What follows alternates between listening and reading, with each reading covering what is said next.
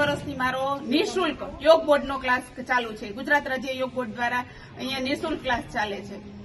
અહીંયા 30 થી 35 બહેનો અમે લગભગ 3 વર્ષથી યોગા કરીએ છીએ.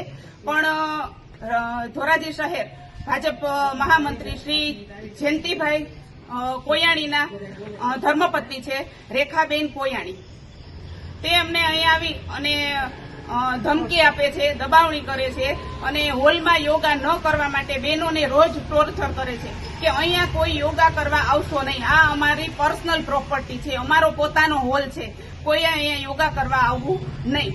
એટલે પેલા અમને ટાઈમનું કીધું કે 10 થી અમારો ક્લાસ 3 વર્ષથી 10 થી 11 જ ચાલુ છે. પેલા અમને ટાઈમનું કીધું કે અમારે 10 થી 11 ના યોગા કરવા છે, તમે તમારો ટાઈમ બદલાવી નાખો. એટલે અમે 9 થી 10 નો ક્લાસ ચાલુ કર્યો. તો 10 વાગે આવી અને હવે બહેનોને એવી ધમકી આપે છે કે તમે કોઈ પણ પંખા ચાલુ ન કરો, પંખા અમારા પર્સનલ છે. એટલે આ જે લાઇટ બિલ છે એ નગરપાલિકા ભરે છે, તો અમને પંખા ચાલુ કરવાની ના પાડે છે. બધા બહેનોને રોજ આવીને ટોર્ચર કરે છે. ત્યાર પછી એ એમ કે છે કે દક્ષાબેન 100 રૂપિયા લે છે.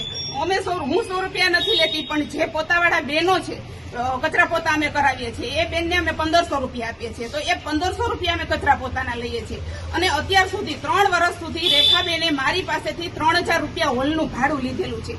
એટલે મને નહોતી ખબર કે એનો પર્સનલ હોલ નથી, પણ પર્સનલ હોલ કરી મારી પાસેથી 3000 રૂપિયા ભાડું લીધું છે. મને ખબર પડી એટલે મેં હોલનું ભાડું દેવાનું બંધ કર્યું. એટલે રોજ આવીને બહેનોને ટોર્ચર કરે છે.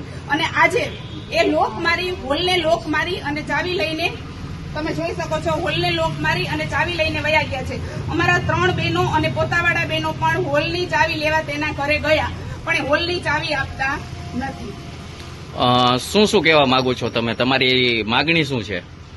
મારી માગણી એવી છે કે જો બહેનોને લાભ થતો હોય, આપણે નિઃશુલ્ક કરાવીએ છીએ. અત્યારના સમયમાં બહેનોને યોગની ખૂબ જરૂર છે. જો નિઃશુલ્ક બહેનોને આ લાભ મળતો હોય તો એ બહેનોને લાભ મળવો જોઈએ. અમે એટલી જ માગણી કરીએ છીએ કે 1 કલાક માટે અમને હોલ ફ્રીમાં આપવામાં આવે.